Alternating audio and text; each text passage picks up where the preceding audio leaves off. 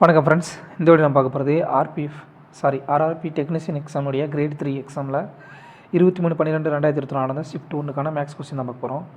So first வந்து RB இந்த வெப்சைட்டுக்கு வந்து ரொம்ப நன்றி. உங்கள் டெலிகிராம் லிங்க்கில் வந்து தான் வந்து இந்த பிடிஎஃப் வந்து எடுத்திருந்தோம். ஸோ உங்களுக்கு வந்து ரொம்பவே தேங்க்ஸ். ஆர்பி ரெவல்யூஷன் பை எஜுகேஷன்ற யூடியூப் சேனல், தேங்க்யூங்க. சரி, டேரெக்டாக வந்து கொஸ்டினுக்குள்ளே போயிடலாம். ஃபஸ்ட் கொஸ்டின் என்ன பார்த்தீங்கன்னா, ரெண்டாவது கொஸ்டின், கொடுக்கப்பட்ட அப்சர்வேஷன் சரிங்களா, அந்த டேட்டாவுடைய முகடு என்னன்னு சொல்லி கேட்குறாங்க. மோடுனா முகடு தமிழில். ஸோ முகடுனா என்ன அப்படின்னு பார்த்தீங்கன்னா, மோஸ்ட் ரிப்பீட்டட் டேர்ம்ஸ் சரிங்களா. மோஸ்ட் ரிப்பீட்டட் டேர்ம், எந்த ஒரு எண் வந்து அதிக முறை மறுபடியும் ரிப்பீட் ஆகிருக்கோ அதுதான் வந்து முகடு சரிங்களா. அப்படின்னா இதில் என்ன வந்து அதிகமாக ரிப்பீட் ஆக சொல்லி பார்க்கணும். ஸோ இந்த மாதிரி கணக்கில் வந்து நீங்கள் வந்து என்ன பண்ணணும் அப்படின்னா, ஃபஸ்ட் வந்து ஆப்ஷன் யூஸ் பண்ணி நீங்கள் போகிறது வந்து பெட்ரு. இப்போ 7 வந்து எத்தனை தடவை வந்திருக்கும் பாருங்கள். 7 வந்து ஒன்லி 1 டைம் சரிங்களா, 1 டைம் தான். 6 எத்தனை தடவை வந்திருக்கும் பாருங்கள். 1 2 3 4 தடவை வந்திருக்கு. 10 எத்தனை தடவை வந்திருக்கு. 10 வந்து ஒரே ஒரு தடவை தான் வந்திருக்கு. 11 ஒரே ஒரு தடவை தான் வந்திருக்கு. ஸோ ஆன்சர் என்ன பார்த்தீங்கன்னா, இது வந்து அதிகமாக ரிப்பீட் ஆகிருக்கு பார்த்தீங்கன்னா 4 டைம்ஸ் வந்து 6 வந்து ரிப்பீட் ஆகிருக்கு. ஸோ இந்த அப்சர்வேஷனோட முகடு என்ன பார்த்தீங்கன்னா 6 தான் ஆன்சர் சரிங்களா. அடுத்த கொஸ்டின் என்ன பார்த்தீங்கன்னா, -5/6 இதுலேருந்து எந்த ஒரு எண்ணை கழித்தோம் அப்படின்னா வந்து 1 கிடைக்கும் சொல்லி கேட்குறாங்க. அதாவது -5/6 -x = 1 சரிங்களா. அப்படின்னா எக்ஸோட வேல்யூ என்ன இருக்கும், -5/6 ஒரு நிமிஷங்க, -5/6 -1 = x சொல்லி வருமா. ஸோ மீச்சியம் எடுத்திங்கன்னா -5 -6/6 = -11/6ன்றதான் ஆன்சர். அடுத்த கொஸ்டின் என்ன பார்த்தீங்கன்னா,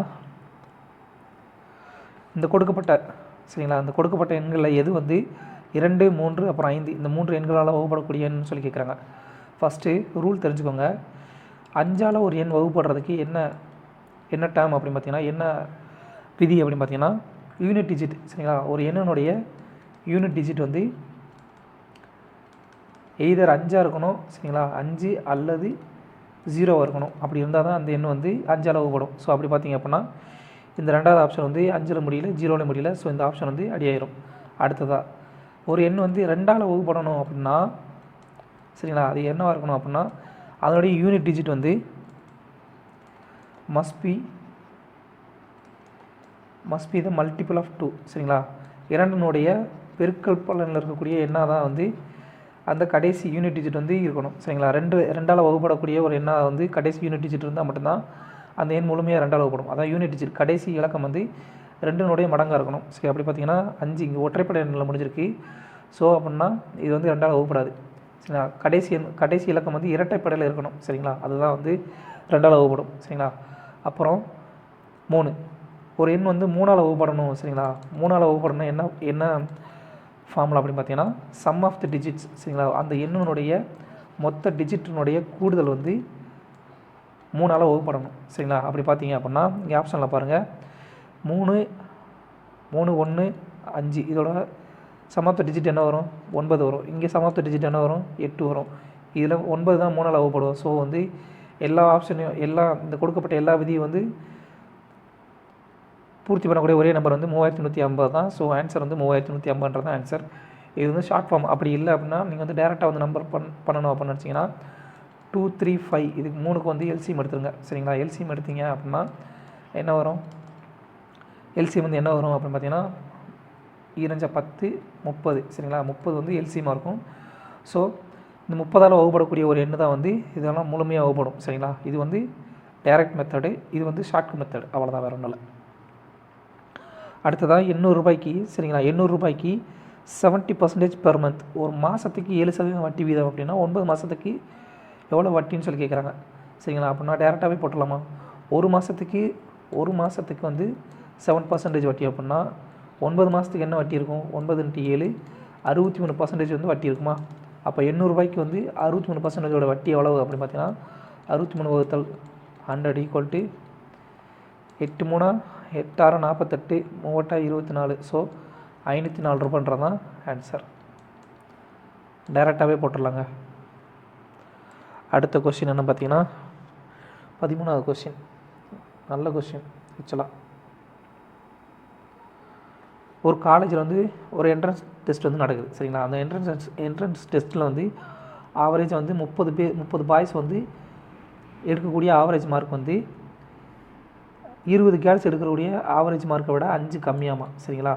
அப்படின்னா அந்த அந்த அந்த அந்த காலேஜினுடைய ஒட்டுமொத்த சரிங்களா ஓவரால் ஆவரேஜ் எவ்வளோ பார்த்தீங்கன்னா 25. அப்படின்னா பாய்ஸுக்கும் கேர்ள்ஸுக்குள்ளே மதிப்பெண்ணுடைய ரேஷியோ என்ன சொல்லி கேட்குறாங்க. அதாவது வேறு ஒன்றும் இல்லை, 30 பாய்ஸோடைய தனியாக எழுதுகிறேன் பாருங்க.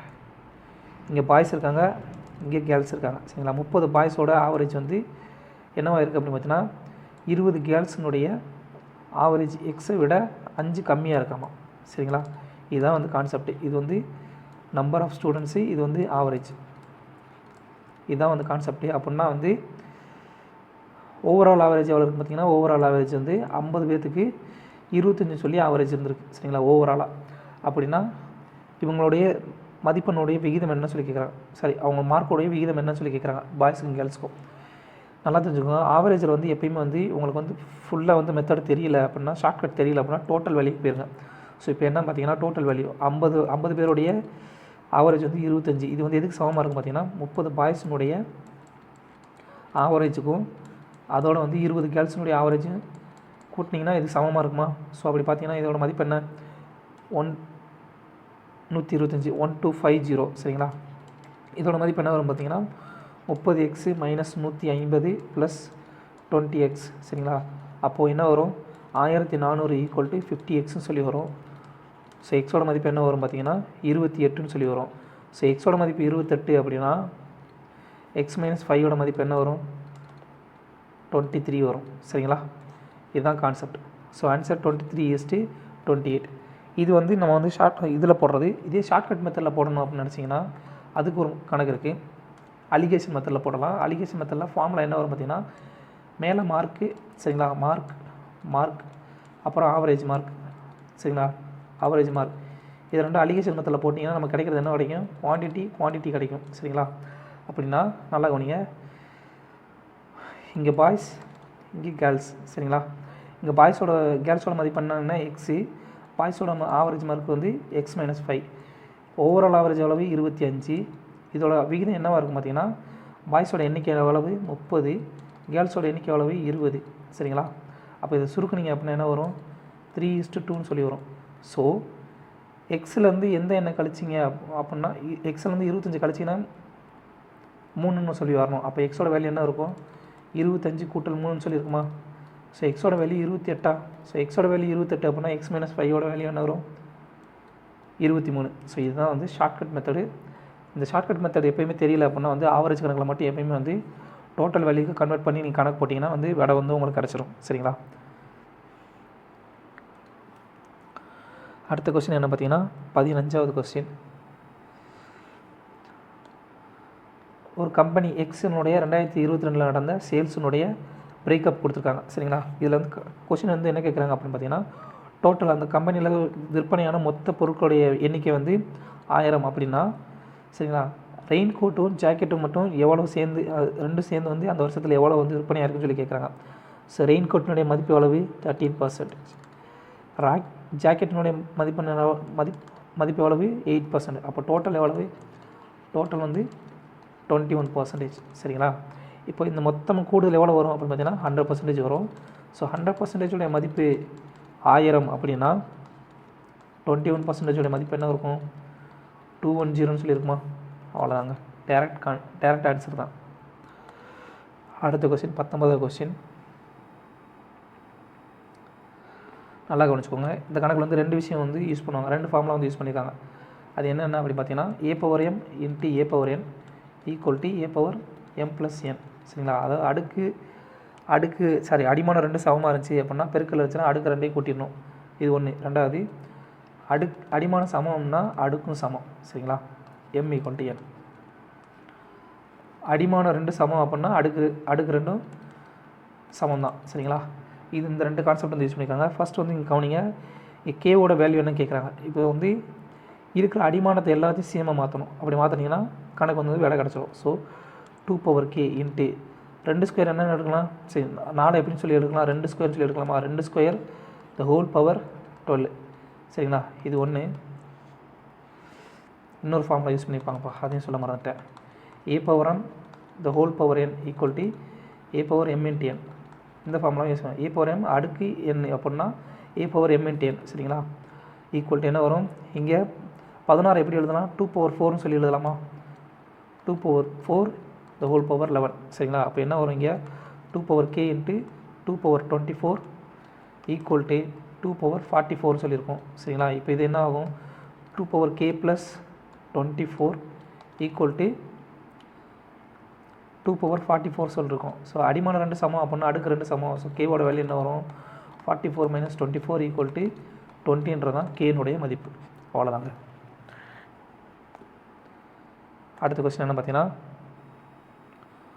ஒரு ரைட் சர்க்குலர் சிலிண்டர் இருக்குது. சரிங்களா, சிலிண்டர் டனல் வந்து அதோடைய விட்டம் வந்து என்ன பார்த்தீங்கன்னா, ஒரு உருளையினுடைய விட்டம் என்ன பார்த்தீங்கன்னா 2 மீட்ரு, அதோடைய லென்த் வந்து 40 மீட்ரு அப்படின்னா, சரிங்களா, இப்படி வந்து ஒரு உருளை உருவாக்குறாங்க. ஒரு உருளை வந்து உருவாக்குறாங்க.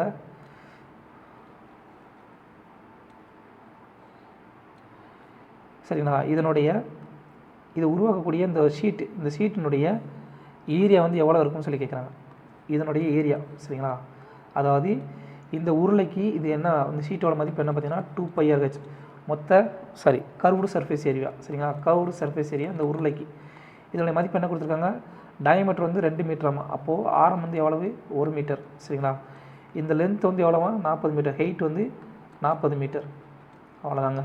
இதில் வந்து 2πRH, அதாவது ஒரு அயன் ஷீட் இருக்குது. அயன் ஷீட்லேருந்து ஒரு டனல் உருவாக்குறாங்க. சரி, அப்படின்னா இதை வந்து சுருட்டினீங்க அப்படின்னா நமக்கு வந்து ஒரு உருளை கிடைக்குமா. ஸோ அப்படின்னா இதனுடைய பரப்பு என்னவாக இருக்கும், இந்த உருளையினுடைய கர்வ்டு சர்ஃபேஸ் ஏரியா வலைபரப்பினுடைய பரப்பளவு சமமாக இருக்குமா. ஸோ அப்படின்னா 2πRH curved surface area formula 2πRH அப்படின்னா 2 இன்ட்டு பை அப்படியே தான் வச்சுக்கிறோம். ஏன்னா ஆன்சர் எல்லாத்துலேயும் பை இருக்குது. ஸோ ஆரோடைய மதிப்பு என்ன 1, ஹெச்னுடைய மதிப்பு என்ன 40 ஈக்குவல் டு 80 பை மீட்டர் ஸ்கொயர்ன்றதான் தேவையான ஆன்சர்.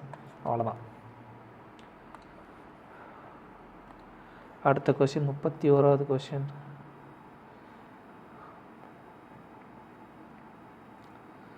கான்செப்ட் என்ன பார்த்தீங்கன்னா, கொசிகன் 2 தீட்டா வந்து எதுக்கு சமமாக இருக்குது அப்படின்னா சீக்கன் தீட்டா மைனஸ் 30 டிகிரி சமமாக இருக்குது அப்படின்னா தீட்டாவோட வேல்யூ என்ன சொல்லி கேட்குறாங்க. ஃபார்முலா என்ன பார்த்தீங்கன்னா, இப்போ θ1 ப்ளஸ் θ2 இது ரெண்டுனுடைய மதிப்பு 90 டிகிரின்னு சொல்லி இருந்துச்சு அப்படின்னா சைன் θ1 வந்து என்னவாகும் அப்படின்னா காஸ் θ2ன்னு சொல்லி மாறும். அதே மாதிரி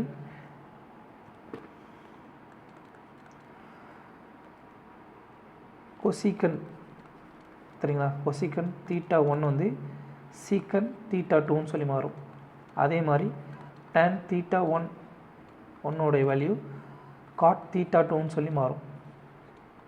இதுதான் கான்செப்ட். சரிங்களா, அப்படின்னா இப்போ θ1 θ2 இது ரெண்டனுடைய கூடுதல் என்னவாக இருக்கும், 90 டிகிரி ஆகுமா. இங்கே பாருங்கள், கொசிகன் θ1 சீக்கன் θ2 அப்படின்னா 2θ plus θ minus 30 degree equal to என்ன வரும், 90 டிகிரின்னு சொல்லி வருமா.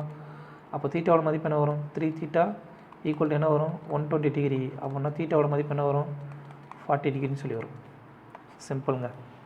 இந்த கான்செப்ட் தெரிஞ்சிருந்துச்சு அப்படின்னா இந்த கொஸ்டின் வந்து போட்டுடலாம். அடுத்த கொஸ்டின் 35வது கொஸ்டின். ஒரு பாக்ஸில் வந்து ஒரு பாக்ஸ் ஃபுல்லாக வந்து ட்ரை ஃப்ரூட் இருக்காமா. அந்த பாக்ஸோடைய மொத்த வெயிட் வந்து 12.650 கிலோகிராம். சரிங்களா, இப்போது அதில் இருக்கக்கூடிய அந்த பெட்டியில் இருக்கக்கூடிய அந்த பழங்கள் ட்ரை ஃப்ரூட்ஸினுடைய எடை மட்டும் 9 கிலோ 800 கிராம். அப்படின்னா பெட்டியினுடைய எம்டி பெட்டியினுடைய வெயிட் எவ்வளோ சொல்லியிருக்காங்க. சிம்பிள் கழித்தல் கணக்குப்பா. மொத்த எடை எவ்வளவு 12.650 கிலோகிராம். சரிங்களா, பழம் அப்புறம் பெட்டியினுடைய எடை. இப்போ பழத்தினுடைய எடை மட்டும் எவ்வளவு 9 கிலோகிராம் 800 கிராம். அப்போது 9.800 கிலோவா. சரிங்களா, இது ரெண்டையும் சுருக்குனீங்க அப்படின்னா என்ன வரும் 5 0 15 7 16 8 இங்கே என்ன வரும் 11 2 2.850 கிலோகிராம் சொல்லி வரும். இது வந்து கிராமில் பார்த்தீங்கன்னா 2850 கிராம். அவ்வளோதாங்க, டைரக்ட் ஆன்சர். சிம்பிள் கழித்தல் கணக்கு தாங்க, ஒன்றும் இல்லை. அடுத்த கொஸ்டின் என்ன பார்த்தீங்கன்னா 42வது கொஸ்டின்.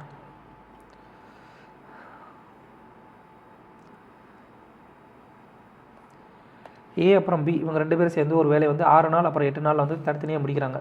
இப்போ சியோட உதவிகள் மூலயமா இந்த 3 பேர் சேர்ந்து வந்து 3 நாள் அந்த வேலையை முடிக்கிறாங்க. அந்த வேலைக்கு வந்து கிடைக்கக்கூடிய கூலி வந்து 3848 ரூபா அப்படின்னா சியினுடைய கூலி வந்து எவ்வளோன்னு சொல்லி கேட்குறாங்க. அவ்வளோதான். ஏ பி. ஏ வந்து எத்தனை நாளில் வேலையை முடிக்கிறான்? 6 நாளில் வேலையை முடிக்கிறான். பி வந்து எத்தனை நாளில் வேலையை முடிக்கிறான்? 8 நாளில் முடிக்கிறான். இப்போ with the help of C they complete the work. சரிங்களா? அப்போது ஏபிசி 3 பேர் சேர்ந்து அந்த வேலையை எத்தனை நாள் முடிக்கிறாங்க? 3 நாளில் முடிக்கிறாங்க. அப்போ இது எல்லாத்துக்கும் எல்சிஎம் எடுத்தீங்க அப்படின்னா டோட்டல் ஒர்க் வந்துருமா? ஸோ டோட்டல் ஒர்க் வந்து எல்சிஎம் என்ன? 24. நல்லா கவனிங்க. இது வந்து டைம், இது வந்து டோட்டல் ஒர்க்கு, இது வந்து அவங்களுடைய எஃபிஷியன்சி. அப்போ எஃபிஷியன்சி என்ன வரும்? ஏவோட எஃபிஷியன்சி 24 6ஆல் வகுத்தீங்கன்னா 4, இங்கே வந்து 3, இங்கே வந்து 8ன்னு சொல்லி வரும். நல்லா கவனிங்க. ஏவோட எஃபிஷியன்சி 4, பியோட எஃபிஷியன்சி 3 அப்படின்னா சியோட எஃபிஷியன்சி ஏபிசியோட எஃபிஷியன்சி 8 அப்படின்னா சியோட எஃபிஷியன்சி என்ன வரும்? சியோட எஃபிஷியன்சி என்ன வரும் பார்த்தீங்கன்னா 8 மைனஸ் 7ன்னு சொல்லி வருமா? அப்போ சியோட எஃபிஷியன்சி என்ன? 1. சியோட எஃபிஷியன்சி மட்டும் என்ன அப்படின்னு பார்த்தீங்கன்னா 1. So C equal to 1. எப்படி 1 வந்துச்சு அப்படின்றது கவனிங்க. ஏபிசி இவங்க 3 பேரோட எஃபிஷியன்சி 8, ஏவோட எஃபிஷியன்சி 4, பியோட எஃபிஷியன்சி 3, இது ரெண்டையும் கூட்டினீங்கன்னா 7. ஸோ 8 மைனஸ் 7 அப்படின்னா என்ன வரும்? சியோட எஃபிஷியன்சி. புரியுதுங்களா? 1. இப்போ கணக்கில் என்ன கொடுத்துட்டான்? இந்த 3 பேரும் சேர்ந்து செய்கிற வேலைக்கு மதிப்பு எவ்வளவு? 3848. அப்போது 3 பேரோட எஃபிஷியன்சி எவ்வளவு? இதுதானே அவங்க சேர்ந்து செய்கிற மொத்த வேலை. அப்போது 8 கூட்டல் 4 கிடையாது, 3 பேரும் சேர்ந்து செய்கிற வேலை எவ்வளவு? 8. ஸோ 8 ரேஷியோட மதிப்பு என்ன அப்படி பார்த்தீங்கன்னா இப்படி தனியாக தரேன். ஸோ 8 ரேஷியோட மதிப்பு என்ன அப்படி பார்த்தீங்கன்னா 3848 அப்படின்னா நமக்கு என்ன தேவை? ஒரு ரேஷியோ. சியோட மதிப்பு தானே தேவை. சியோட ஷேர் எவ்வளோ வரும்? 2 பக்கம் 8 ஊற்றிங்க அப்படின்னா 4 8 32, அடுத்து 6 8 8 64, 1 8. ஸோ 481 தான் ஆன்சர். அடுத்த கொஸ்டின் என்ன பார்த்தீங்கன்னா ஏ வந்து பிஏ விட 33 1.3% வந்து எஃபிஷியன்ட் அதிகமாக. சரிங்களா? அதிகமாக சம்பாதிக்கிறான் அப்படின்னா பி வந்து ஏவோட எவ்வளோ கம்மியாக சம்பாதிக்கிறான்றதான் கேட்குறாங்க. இப்போ 33 இதனுடைய பின்ன வடிவம் என்ன பார்த்தீங்கன்னா 1.3. ஸோ ஏ பி. ஏ வந்து பியை விட 3ல் 1 பங்கு வந்து அதிகமாக வந்து ஏர்ன் பண்ணுறான். அப்போ பி வந்து 3 அப்படின்னா ஏ வந்து 4ன்னு சொல்லியிருப்பாங்க. சரிங்களா? 1 கூட தானே. அப்போது இப்போ ஏவோட பி வந்து எவ்வளோ கம்மியாக இருக்காங்க அப்படின்னு பார்த்தீங்கன்னா 1 வந்து கம்மியாக இருக்காங்க. ஸோ யாரில் வந்து ஏவோட 1 பங்கு வந்து கம்மியாக இருக்காங்க இன்ட்டு 100 ஈக்குவல் டு 25% வந்து அவங்க வந்து பி வந்து ஏவோட வந்து கம்மியாக வந்து சம்பாதிக்கிறாங்க. அவ்வளோதான். Direct question. அடுத்ததாக 2 பேர் இருக்காங்க. சரிங்களா? 2 பீப்புள் இருக்காங்க. அவங்க ஒருத்தர் நோக்கி வந்து பயணப்படுறாங்க. அவங்க 2 பேருக்கு இடையில தூரம் வந்து 56 கிலோமீட்டர். சரிங்களா? இதில் ஒருத்தனுடைய வேகம் வந்து என்ன பார்த்தீங்கன்னா 12 கிலோமீட்டர், மணிக்கு 12 கிலோமீட்டர். இன்னொருத்தருடைய வேகம் வந்து மணிக்கு 13 கிலோமீட்டர். இவங்க 2 பேரும் வந்து இப்படி பயணப்படுறாங்க. ஒருத்தர் நோக்கி பயணப்படும் போதில் அவங்க 2 பேருக்கு இடையில 6 கிலோமீட்டர் வந்து மிச்சம் இருக்கிற மாதிரி அவங்க பயணப்பட்டாங்கன்னா எவ்வளோ நேரத்தில் வந்து பயணப்படுவாங்கன்னு சொல்லி கேட்குறாங்க. வேறு ஒன்றும் இல்லைங்க, ரொம்ப எளிமையானதான். இங்கே ஏ இது பின்னு சொல்லி வச்சுக்கலாம். இது ஏ இது பி. இது ரெண்டுக்குள்ள வித்தியாசம், இது ரெண்டுக்குள்ள தூரம் எவ்வளவு? 56 கிலோமீட்டர். சரிங்களா? இப்போ ஏன்றவர் இந்த பக்கம் போகிறாரு, பின்றது அவரை நோக்கி வர்றாரு. சரிங்களா? இப்போ இவங்க 2 பேரும் கடைசியாக பயணப்பட்டது எவ்வளோ பார்த்தீங்கன்னா இவங்க 2 பேருக்கு இடையில் வந்து 6 கிலோமீட்டர் வந்து வித்தியாசம் இருக்குது. 6 கிலோமீட்டர் வந்து தூரத்தில் இருக்காங்க 2 பேரும் பயணப்பட்டு. அப்படின்னா 2 பேர் வந்து பயணப்பட்டது எவ்வளோ தூரம்? டோட்டல் டிஸ்டன்ஸ் எவ்வளோ இருக்கும்? 50 கிலோமீட்டர் வந்து பயணப்பட்டிருப்பாங்களா?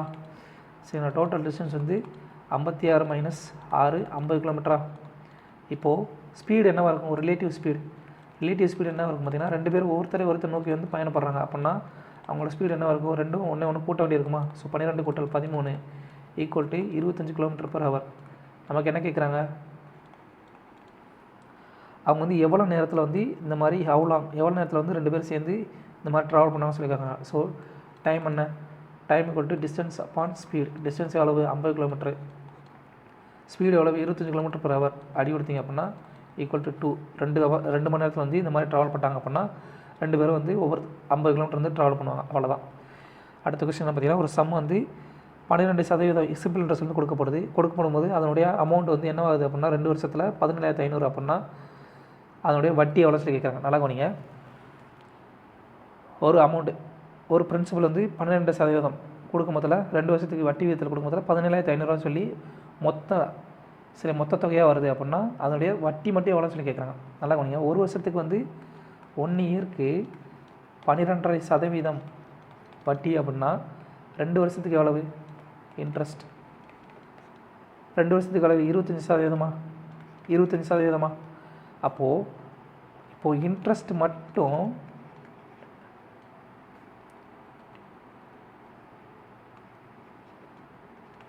INTEREST எஸ், இன்ட்ரெஸ்ட் மட்டும் 25% அப்படின்னா அமௌண்ட் என்னவாக இருக்கும்? அமௌண்ட் வந்து பிரின்சிபல் ப்ளஸ் இன்ட்ரெஸ்ட்டாக ஈக்குவல் என்ன வரும்? 125% வருமா? அப்போ 125% மதிப்பு எவ்வளவு? 17,500. நமக்கு என்ன தேவை?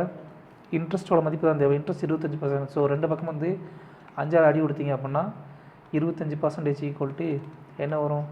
5 அடி கொடுத்தா 5 15 5 25 3,500 வந்து அவருடைய வட்டியாக இருக்கும். சரி, 2 வருஷத்துக்கு. அவ்வளோதாங்க. அடுத்த கொஸ்டின் 48வது கொஸ்டின். 96 ஒரு எண் வந்து 2 பங்காக பிரிக்கப்படுது. அப்படி பிரிக்கப்படும் போதில் முதல் பங்கினுடைய 7 பகுதியும் 2வது பங்கினுடைய 9 பகுதியும் வந்து சமமாக அப்படின்னா அந்த வந்து பெரிய பகுதி என்ன சொல்லிக்கிறாங்க? அதாவது 96 ஒரு நம்பர் இருக்குது. அந்த நம்பர் வந்து ஃபஸ்ட் பார்ட் எக்ஸ்ன்னு சொல்லி பிரிக்கிறாங்க, 2வது பார்ட் வந்து ஒயின்னு சொல்லி பிரிக்கிறாங்கன்னு வச்சுக்கோங்க. இதில் வந்து 7 பார்ட் ஆஃப் ஃபஸ்ட்டு முதல் பகுதியினுடைய 7 பங்கும் 2வது பகுதியினுடைய 9 பங்கும் வந்து சமமாக அப்படின்னா இப்போ நல்லா கவனிங்க. அப்போ இதில் மதிப்பு என்ன இருக்கும் அப்படின்னு பார்த்தீங்கன்னா 7x/9y. இதோட டோட்டல் வேல்யூ எவ்வளவு? சரிங்களா? சாரி,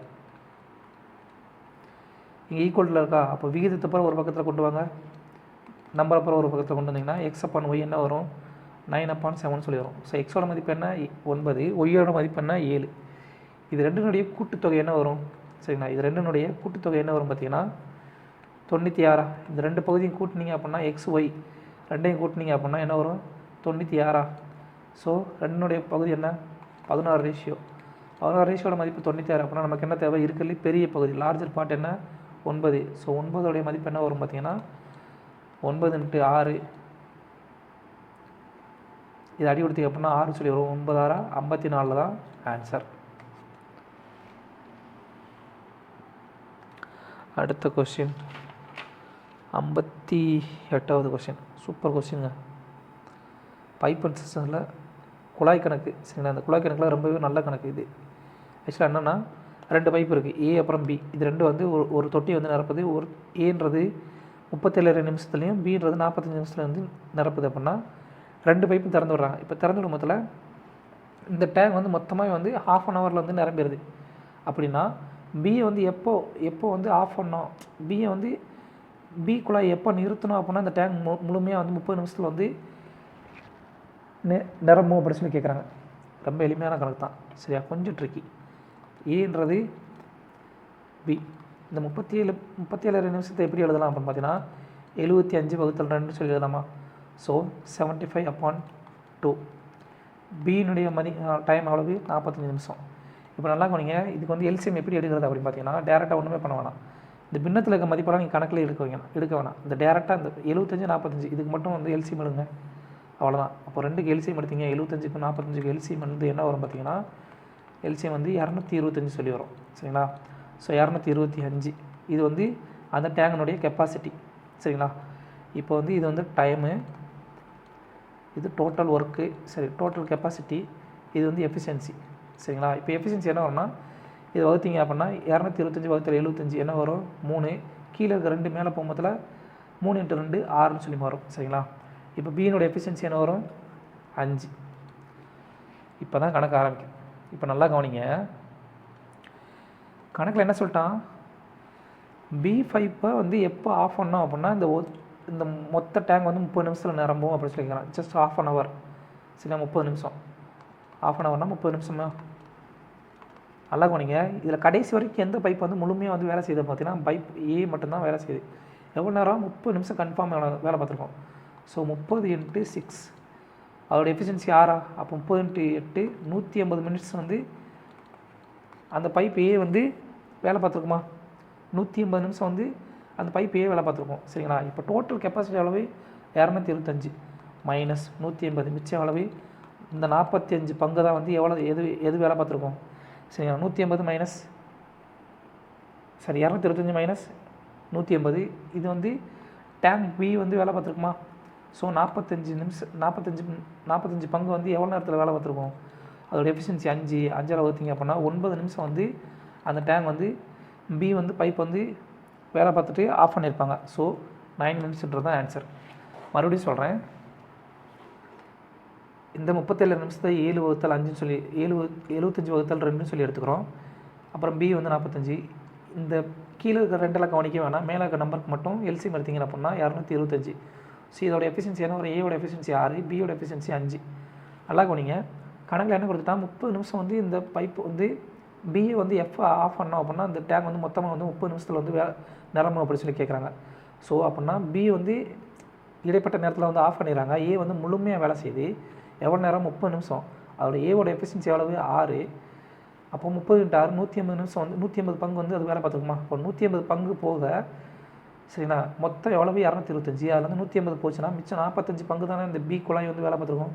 பியோட எஃபிஷியன்சி எவ்வளவு 5. ஸோ நமக்கு தேவையானது என்ன டைம் ஈக்குவல் ஒர்க் எவ்வளவு 45 வகுத்தல் அதோட எஃபிஷியன்சி 5 ஈக்குவல் 9 மினிட்ஸ்ன்றது தான் ஆன்சர். 9 நிமிஷம் வந்து அது வேலை பார்த்துருக்கோம்.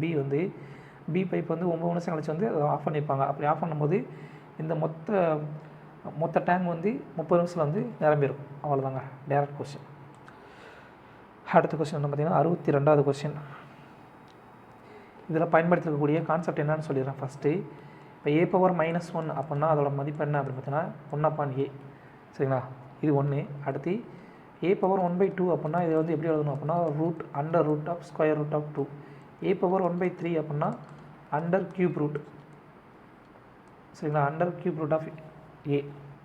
அடுத்து இதை a⁻1/4 அப்படின்னா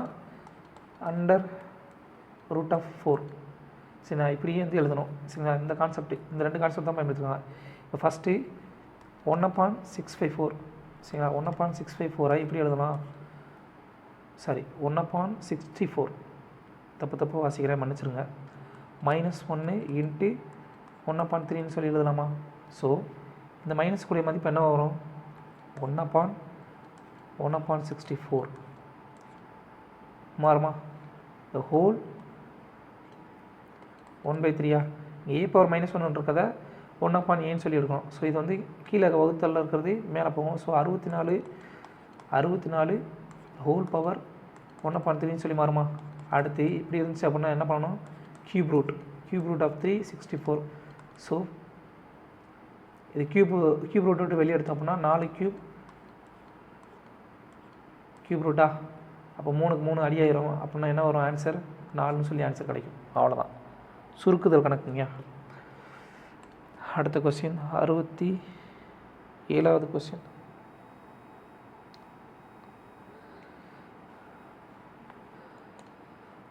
அணு வந்து கணுவை விட 2 வயசு மூத்தவங்க. கணுவோட வயசு வந்து தனுவை போல் 2 மடங்காமா. எங்கள் 3 மொத்த வயசு வந்து 32 அப்படின்னா கணுவோட வயசு எனக்கு சொல்லி கேட்குறாங்க. அணு கணு தனுவோட வயசை போல் கணு வந்து 2 மடங்கா. இப்போ தனு x அப்படின்னா கணு எத்தனை 2x. இப்போது அணுவோட வயசு கணுவோட எக்ஸோட 2 கூடையா சரிங்களா. அப்போது 2x + 2 இது எல்லாத்துடைய கூடுதல் எவ்வளவு 32. அப்போது எல்லாத்தையும் கூட்டினோம் அப்படின்னா என்ன வரும் 4x 5x + 2 = என்ன வரும் 32 அப்படின்னா 5xோட மதிப்பு 30, xோட மதிப்பு 6 சரிங்களா. நமக்கு என்ன தேவை கணுவோட வயசு தான் தேவை. ஸோ கணுவோட வயசு 2xோட மதிப்பு 2 × 6 12 இயர்ஸ்ன்றதான் ஆன்சர். அடுத்த கணக்கு ஒரு குவாட்ரிலேட்டர் சரி, ஒரு நாற்கரத்தில் இருக்கக்கூடிய 4 பக்கங்கள் ABCDனுடைய கோணத்தினுடைய அளவுகள் வந்து கொடுத்துட்டாங்க ரேஷியோவில். அப்படின்னா 3a + 2bயோட மதிப்பு என்னன்னு சொல்லி கேட்குறான். இப்போது குவாட்ரிலேட்டரில் அதனுடைய மொத்த கோணங்களுடைய கூடுதல் எவ்வளோ சொல்லி கண்டுபிடிக்கணும். இது நம்ம ஏற்கனவே படிச்சோம்னா ஒரு பாலிகன் ஒரு பலகோணம் கொடுத்துட்டு அதனுடைய கோணம் மொத்த கோணங்களுடைய கூடுதல் கேட்டாங்கன்னா அதுக்கு என்ன ஃபார்முலா n - 2 × 180 டிகிரின்றதான் ஃபார்முலா சரிங்களா. அந்த மொத்த கோணங்களுடைய கூடுதல் உள்கோணங்களுடைய கூடுதல் கண்டுபிடிக்கணும்னா இதுதான் ஃபார்முலா. ஸோ குவார்டர் லெட்டர்னால 4 சரி, நான் இப்போ தெரியாத பட்சத்தில் நான் சொல்கிறேன் 4 - 2 என்னன்றது என்ன அப்படின்னா நம்பர் ஆஃப் சைடு. சரிங்களா, மொத்தம் 4 பக்கம் இருக்குமா குவார்டர் லெட்டரில். இதே முக்கோணம்னா 3 பக்கம் இருக்கும். முக்கோணத்துக்கு போட்டு பார்த்தாலும் இந்த ஆன்சர் கிடச்சிரும். சரிங்களா, இன்ட்டு 180 டிகிரி என்ன வரும் 360 டிகிரி வருமா. அப்போது இந்த நாற்கரத்தினோட மொத்த கோணங்கள் கூடுதல் 360 டிகிரி. இப்போ A/B/C/D. இது ஐங்கோணம், அருங்கோணம், எழுகோணம், எண்கோணம் சொல்லி கொடுத்தாங்க அப்படின்னா அப்போ என்ன பண்ணுவோம், நமக்கு வந்து அளவுகள் தெரியாது இல்லையா. அப்போது அதை கண்டுபிடிக்கிறதுக்கான ஃபார்முலா தான் இது n-2 × 180 டிகிரி. சரிங்களா, இப்போது ஏவோட ரேஷியோ 3, பியோட ரேஷியோ 5, சியோட ரேஷியோ 4, 6. இது மொத்தத்தினுடைய மதிப்பு அளவு 10, 18. ஸோ 18 ரேஷியோன்றது என்ன அப்படின்னு பார்த்தீங்கன்னா 360 டிகிரி அப்படின்னா ஒரு ரேஷியோட மதிப்பு 20 டிகிரியா. நம்ம கணக்கில் என்ன கேட்டிருக்கோம் 3A + 2B. ஏவோட மதிப்பு என்ன 3, பியோட மதிப்பு என்ன 2. ஸோ 3A + 2Bயோட மதிப்பு என்ன வரும் 3 × 3 + 2 × 5 = 9. 19 ரேஷியோ சொல்லி வரும். ஸோ 19 ரேஷியோட மதிப்பு என்ன பார்த்தீங்கன்னா 19 × 20 380 டிகிரின்றது தான் ஆன்சர். அடுத்த கொஸ்டின் என்ன பார்த்தீங்கன்னா இந்த கணக்கு பார்த்தோன்னே பயப்பட வேணாம், ரொம்ப பெருசாக இருக்கும் சொல்லி. இது ரொம்ப சிம்பிள் தான். A + B × A - B அந்த ஃபார்முலா தான் = A² - B² ஃபார்முலா எழுதியிருக்காங்க. இப்போ 994 எப்படி எழுதலாம் 10,000 - 6. இந்த 10,006 எப்படி எழுதலாம் இன்ட்டு 10,000 + 6 சொல்லி எழுதலாமா A - B × A + B. So = என்ன வரும் A². 10,000 (² - 6² என்ன வரும் 10,000.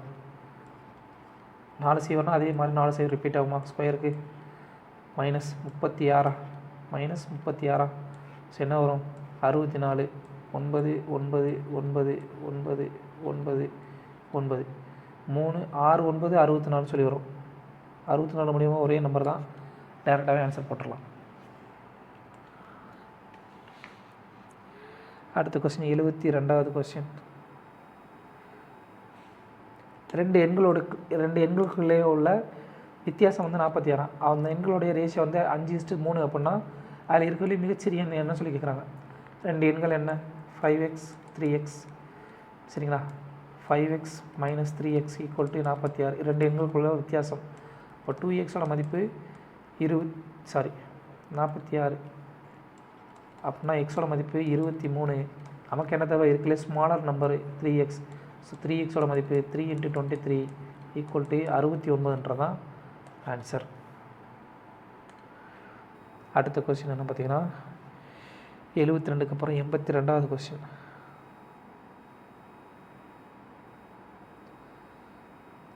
ஒரு ஷாப்கீப்பர் இருக்கார். சரிங்களா, அவர் ஷாப்கீப்பர் வந்து அந்த பொருளை வந்து 136 ரூபாய்க்கு வந்து விற்கிறாரு. அப்போ விற்கும்போது அவருக்கு வந்து 20% லாபம் கிடைக்குது. அதே நேரத்தில் அவர் வந்து தன்னுடைய மார்க்கெட் ப்ரைஸ் குறித்த விலையில் வந்து 15% வந்து discount கொடுத்துறாரு.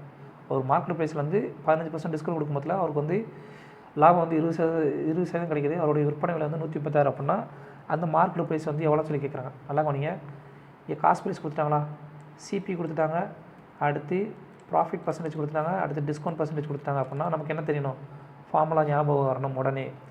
CP/MP = 100 - discount percentage upon 100 + profit percentage. இந்த ஃபார்முலா நமக்கு மைண்டுக்கு வரணும். சரிங்களா, அவ்வளோதான். டைரெக்டாக வேல்யூ புட் பண்ணுங்கள். சிபியோட மதிப்பு என்ன 136. MP தான் நம்ம கண்டுபிடிக்கணும், மார்க்கெட் ப்ரைஸ் தான் கண்டுபிடிக்கணும்.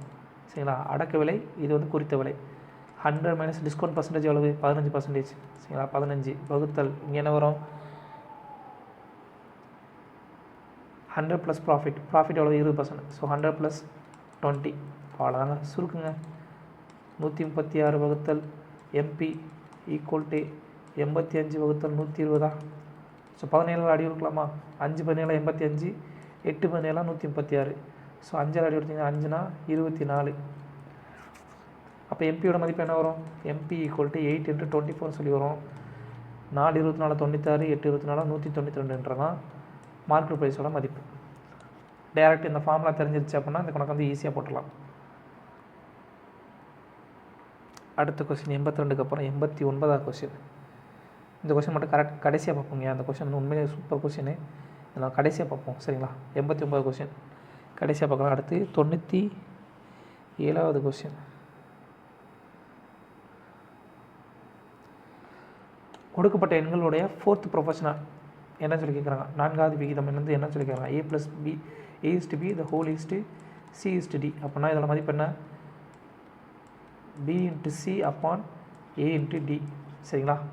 அப்போ நமக்கு என்ன தேவை, 24:8:9:x. ஸோ எக்ஸோட மதிப்பு என்ன பார்த்தீங்கன்னா 8 × 9 / 24 அடி கொடுத்தீங்க அப்படின்னா 3/24 3. ஸோ எக்ஸோட மதிப்பு 3 தான் வந்து கரெக்டான ஆன்சர். அடுத்து 98வது கொஸ்டின். ஏன்றவர் ஒரு பொருளை வந்து 384 வாங்கி 576 விற்கிறாரு. பின்றவர் அதே இன்னொரு பொருளை வந்து 1254 வாங்கி 1672 வந்து விற்கிறார். இப்போது ஏ மற்றும் பியினுடைய ப்ராஃபிட் பர்சன்டேஜினுடைய விகிதம் என்னன்னு சொல்லி கேட்குறாங்க. ஃபஸ்ட்டு பொருள் சரிங்களா, ப்ராஃபிட். ஏனுடைய ப்ராஃபிட் என்ன பார்த்தீங்கன்னா 576 - 384. இதோட மதிப்பு என்ன வரும், 192 வருமா. சரிங்களா. அடுத்து பியினுடைய ப்ராஃபிட் எவ்வளவு அப்படின்னு பார்த்தீங்கன்னா 1672 - 1254. சரிங்களா. ஈக்குவல் என்ன வரும் பார்த்தீங்கன்னா 418 வரும். சரிங்களா. இப்போ ஏவினுடைய ப்ராஃபிட் பர்சன்டேஜ், ஏவினுடைய ப்ராஃபிட் பர்சன்டேஜ் எவ்வளோ பார்த்தீங்கன்னா 192 ப்ராஃபிட்டு எதுலேருந்து 384 அப்போ அடி கொடுத்தீங்க அப்படின்னா என்ன வரும், 1/2 சொல்லி வருமா. பியினோட ப்ராஃபிட் பர்சன்டேஜ் எவ்வளவு, 418 ப்ராஃபிட்டு எதுலேருந்து 1254 இது அடி எடுத்திங்கன்னா என்ன வரும், 1.3 சொல்லி வருமா. அப்போது ஏ அப்புறம் பியினுடைய ப்ராஃபிட்டோடைய கெயினுடைய விகிதம் என்ன பார்த்தீங்கன்னா 1.2:1.3. இந்த மாதிரி பின்ன வடிவத்துலேருந்து என்ன பண்ணணும், மீச்சம் எடுக்கணும். மீச்சம் எடுத்திங்கன்னா 6 சொல்லி வரும். ஸோ 6 சொல்லி வந்தீங்கன்னா அது சுருக்குனீங்க அப்படின்னா 1.2 × 6 1.3 × 6 ஈக்குவல் என்ன வரும், 3:2. ஸோ இதெல்லாம் வந்து 3/2ன்னு சொல்லி பின்ன வடிவத்தில் அப்படியே டேரெக்டாக கொடுத்துருக்காங்க. அவ்வளோதான். அடுத்த கொஸ்டின், கடைசி கொஸ்டின். ஒரு எலெக்ஷன் நடக்குது சரிங்களா. அந்த எலெக்ஷனில் வந்து 2 கேண்டிடேட் வந்து பங்கேற்கிறாங்க. அதில் ஒருத்தர் வந்து 38% ஓட்டு வாங்குறாரு. இருந்தாலும் வந்து அவர் வந்து 7200 ஓட்டில் வந்து தோற்று போயிடுறாரு. இப்போது அந்த எலெக்ஷனில் போட்ட எல்லா ஓட்டுமே வந்து வேலிடான ஓட்டு அப்படின்னா டோட்டல் நம்பர் ஆஃப் பர்சன்ஸ் வந்து எத்தனை பேர் வந்து ஓட்டு போட்டுப்பாங்கன்னு சொல்லி கேட்குறாங்க. இப்போ நல்லா கவனிங்க, இங்கே வந்து வின்னர், இங்கே வந்து லூசர். லூசர் வந்து எத்தனை பர்சன்டேஜ் வாங்குறாரு, 38% வாங்குறாரு, ஓட்டு வாங்குறாரு. இருந்தாலும் வந்து அவர் வந்து 7200 ஓட்டில் வந்து தோற்றுறாரு. சரிங்களா. 7200 ஓட்டில் வந்து தோற்றுறாரு. இப்போ லூசர் வந்து தோற்றவர் வந்து 38% ஓட்டு வாங்குறாரு அப்படின்னா ஜெயிச்சர் எத்தனை பர்சன்டேஜ் வாங்கியிருப்பாரு, 62% வாங்கியிருப்பாரா. இப்போ இவங்க 2 பேர்த்துக்குள்ள வித்தியாசம் தானே இந்த எண்ணிக்கை. சரிங்களா. 7200. ஸோ இதோட மதிப்பு என்ன, 24%. ஸோ 24% மதிப்பு 7200 அப்படின்னா 1% மதிப்பு என்ன, 1% ஈக்குவல் என்ன வரும், 24 எடுத்திங்கன்னா 300 சொல்லி வரும். ஸோ நமக்கு என்ன தேவை, 100% தான் தேவை. 100% மதிப்பு 300 × 100 ஈக்குவல் 30,000 தான் கரெக்டான ஆன்சர். சிம்பிளுங்க. 2 பேருக்குள்ள வித்தியாசம் எவ்வளோன்னு பார்க்கணும். சரி, லூசரோட பர்சன்டேஜ் மட்டும் கொடுத்துட்டாங்க. அப்போ வின்னரோட பர்சன்டேஜ் ஆட்டோமேட்டிக்காக 100 - 38 62% சொல்லியிருக்கோம். இப்போ வந்து 2 பேருக்குள்ள வித்தியாசம் வந்து எத்தனை பர்சன்டேஜோ அதுதான் வந்து ஓட்டோட எண்ணிக்கையாக இருக்கும். அந்த 24% 7200 அப்படின்னா 100% வந்து 30,000. அவ்வளோதான். இப்போ 89வது கணக்கு பார்த்துலாம். அந்த கணக்கு வந்து உண்மையிலே நல்ல கணக்குங்க. 89வது கணக்கு கொஞ்சம் பெருசாகிக்கிறேன். எஸ், ஒரு சிலிண்டர் இருக்குது சரிங்களா. ஒரு சிலிண்டர் இருக்குது. சிலிண்டருடைய கேவிட்டி, சிலிண்ட்ரிக்கல் கேவிட்டியில் ரேடியஸ் வந்து 3 சென்டிமீட்ரு, ஆழம் வந்து 2 சென்டிமீட்ரு.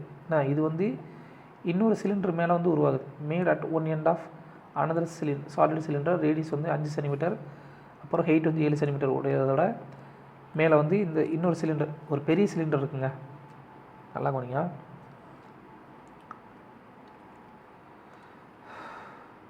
படத்தை கீழே போட்டுடலாமா, கீழே போட்டுரும். இப்போ ஒரு பெரிய சிலிண்டர் இருக்குது சரி, ஒரு பெரிய சிலிண்டர் இருக்குது.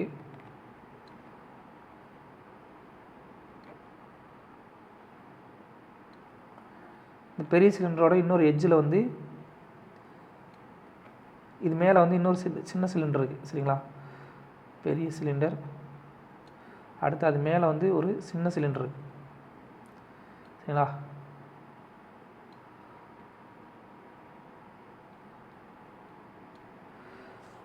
இப்போது இதோடைய ஹெயிட் என்ன, இந்த பெரிய சிலிண்டரோட ஆரம் என்ன 5 சென்டிமீட்டர் சரிங்களா. இதோட ஹெயிட் என்ன 7 சென்டிமீட்டர். இப்போ இந்த சின்ன சிலிண்டரோட ஆரம் என்ன அப்படின்னு பார்த்தீங்கன்னா 3 சென்டிமீட்டர். இப்போ இதனுடைய ஹெயிட் எவ்வளவு 2 சென்டிமீட்டர் சரிங்களா. இப்போ என்ன கேட்குறாங்க அப்படின்னா டோட்டல் சர்ஃபேஸ் ஏரியான்னு சொல்லி கேட்குறாங்க. டோட்டல் சர்ஃபேஸ் ஏரியா, இங்கே டோட்டல் சர்ஃபேஸ் ஏரியா என்ன வரும் பார்த்தீங்க அப்படின்னா டோட்டல் சர்ஃபேஸ் ஆனால் இந்த கர்வ்டு சர்ஃபேஸ் ஏரியா ப்ளஸ் இந்த பகுதி கீழே இருக்கக்கூடிய இந்த வட்ட பகுதியுடைய பரப்பளவு சரிங்களா. அதே மாதிரி இந்த மேலே இருக்கக்கூடிய இந்த சின்ன சிலிண்டரோட பரப்பளவு சரிங்களா, வட்டத்தினுடைய பரப்பளவு, அது போக இந்த பெரிய வட்டம் இருக்கு இல்லையா, இந்த பெரிய வட்டத்துலேருந்து இந்த சின்ன வட்டத்தை கழிச்சது போக மிச்சம் இருக்கக்கூடிய பகுதியினுடைய பரப்பளவு, இதெல்லாம் சேர்ந்தது தான் வந்து மொத்தமாக இதனுடைய கர்வ்டு சர்ஃபேஸ் ஏரியா. அப்புறம் இதனுடைய கர்வ்டு சர்ஃபேஸ் ஏரியா சரிங்களா. அதுக்கப்புறம் இந்த 2 வட்டத்தினுடைய பரப்பளவு, அதுக்கப்புறம் இந்த பெரிய வட்டத்திலிருந்து சின்ன வட்டத்தினுடைய மீதி போக மிச்சம் இருக்கக்கூடிய பரப்பளவு, இதெல்லாம் சேர்ந்தது தான் டோட்டல் சர்ஃபேஸ் ஏரியா. அப்படின்னா என்ன வரும் பாருங்கள், நல்லா கவனிங்க. இதோட கர்வ்டு சர்ஃபேஸ் ஏரியா இது வந்து பெரிய ஆறுன்னு சொல்லி எடுத்துக்கலாம், பெரிய வட்டத்தை 2πr/h. இதோடைய வட்டத்தினுடைய பரப்பளவு என்ன வரும் பை r ஸ்கொயரா. இந்த மொத்த பரப்பளவு வருமா, அந்த வட்டத்தினுடைய மொத்த பரப்பளவும் வருமா, வட்டத்தினுடைய மொத்த பரப்பளவும் வருமா, டோட்டலாக இது எல்லாமே வருமா πr ஸ்கொயரா. அடுத்து இந்த சின்ன வட்டத்தினுடைய பரப்பளவு பை r ஸ்கொயரா. இந்த சின்ன வட்டத்தினுடைய curved surface area, curved surface area என்ன வரும் 2πr/h. அதுக்கப்புறம் என்ன வரும் அப்படின்னா இந்த பெரிய வட்டத்திலேருந்து சின்ன வட்டத்தை கழிச்சு இந்த மிச்சம் இருக்கிற இந்த பகுதி வரவே வராது சரிங்களா. ஏன்னா அது வந்து அது மேலே அமைஞ்சிருக்கிறதுனால இந்த பகுதி மட்டும் வராது, அது போக மிச்சம் இருக்கிற பகுதி எல்லாமே வந்து டோட்டல் சர்ஃபேஸ் ஏரியாவில் வந்து வரும். அப்படின்னா என்ன வரும் பை பெரிய வட்டத்துடைய பரப்பளவு பை r ஸ்கொயர் மைனஸ் சின்ன வட்டம் இதை கழிக்கிறோம் இல்லையா பை r ஸ்கொயர். அப்போ இதோட மதிப்பு என்ன வரும் pi r square minus r ஸ்கொயரா. ஸோ டேரெக்டாக அமௌண்ட் இப்போ வேல்யூ போட்டலாமா. இப்போ வட்டத்தினுடைய பரப்பளவு என்ன இங்கே கணக்கில் பாருங்கள் எல்லாமே பையில் இருக்குது. ஸோ பை அப்படியே வச்சுக்கலாம் பை r ஸ்கொயர். அப்படின்னா இதோட பரப்பளவு என்ன வரும் 25 பைன்னு சொல்லி வருமா. ஸோ இதனுடைய பரப்பளவு என்ன வரும் 2πr/h 2 இன்ட்டு பை இன்ட்டு ஆறுனுடைய மதிப்பளவு 5 இன்ட்டு ஹெச்னுடைய மதிப்பு என்ன 7. ஸோ 2×10 70 பையா 70 பை. இப்போ இந்த சின்ன வட்டத்தினுடைய கர்வ்டு சர்ஃபேஸ் என்ன வரும் 2 இன்ட்டு பை இன்ட்டு ஆறுனுடைய மதிப்பு என்ன, ஆரத்தினுடைய மதிப்பு 3, ஹெயிட்னுடைய மதிப்பு 2, 3 இன்ட்டு 2. அப்போ இதனோட மதிப்பு என்ன வரும் 12 பையா சரிங்களா, 12 பை. அதுக்கடுத்தது என்ன வரும் இந்த சின்ன வட்டத்தினுடைய பரப்பளவு இது என்ன வரும் 9 பையா பை r ஸ்கொயர் 9 பை வருமா. அப்போ அதுக்கப்புறம் இங்கே என்ன வரும் பை இன்ட்டு r ஸ்கொயர். பெரிய வட்டத்தினுடைய மதிப்பு 6, 5 சின்ன வட்டத்தோட மதிப்பு 3 சரிங்களா. அப்போ 5 ஸ்கொயர் மைனஸ் 3 ஸ்கொயரா ஈக்குவல் டு என்ன வரும் 5 ஸ்கொயர் மைனஸ் 3 ஸ்கொயர் 25 மைனஸ் 9 16 சொல்லிடுமா, 16 பைன்னு சொல்லிடுமா. அவ்வளோதான், எல்லாத்தையும் கூட்டிட வேண்டியதான். அதாவது பெரிய வட்டத்தினுடைய பரப்பளவு ப்ளஸ் பெரிய வட்டத்தினுடைய கர்வ்டு சர்ஃபேஸ் ஏரியா ப்ளஸ் சின்ன வட்டத்தினுடைய பரப்பளவு, இந்த சின்ன வட்டத்தினுடைய பரப்பளவு பை r ஸ்கொயர் ப்ளஸ் இது வந்து வேறு கலரில் எழுதலாமா, வேறு கலரில் எழுதுங்க, கொஞ்சம் டைம் எடுக்கும், பட் மன்னிச்சிருங்க. வேறு கலர் எழுதுனா உங்களுக்கு வந்து ஈஸியாக புரிஞ்சிடும். ஸோ பெரிய வட்டத்தினுடைய அடிப்பாகம் பை r ஸ்கொயர் சரி, பெரிய வட்டத்தினுடைய அடிப்பாகம் பை r ஸ்கொயர். அடுத்து அதனுடைய curved surface area pi r/h plus சின்ன வட்டத்தில் மதிப்பினுடைய பை r ஸ்கொயர். அடுத்து சின்ன வட்டத்தினுடைய curved surface area pi 2πr/h 2πr/h plus இந்த பெரிய வட்டத்திலேருந்து சின்ன வட்டத்தில் கழிச்சது போக மிச்சம் இருக்கக்கூடிய பகுதி, இதெல்லாம் சேர்ந்தது தான் டோட்டல் சர்ஃபேஸ் ஏரியா சரிங்களா. Pi into r square minus r square. இதோட மதிப்பு என்ன 25 பையா. இதனுடைய மதிப்பு என்ன 70 பையா. அடுத்து பை r ஸ்கொயரோட மதிப்பு என்ன 9 பையா. அடுத்து 2πr/h சின்ன πr/h மதிப்பு என்ன 12 பையா. அடுத்து இதனுடைய மதிப்பு என்ன 16 பையா. ஸோ எல்லாத்தையும் கூட்டினீங்கன்னா 25 9 16 25 50 120 132 பைன்னு சொல்லிடுமா. Total surface area 132 pi. அவ்வளோதாங்க டேரக்ட். ஸோ இதுதான் கான்செப்ட்டு. இந்த பெரிய வட்டத்து மேலே இந்த சின்ன உருளையுடைய வட்டம் அமைஞ்சிருக்கனால இது மட்டும் டோட்டல் சர்ஃபேஸ் ஏரியாவில் வராது. ஸோ இது மட்டும் வரவே வராது, மற்ற எல்லா பகுதியும் வரும். ஸோ இதுதான் வந்து கான்செப்ட். தேங்க்யூங்க.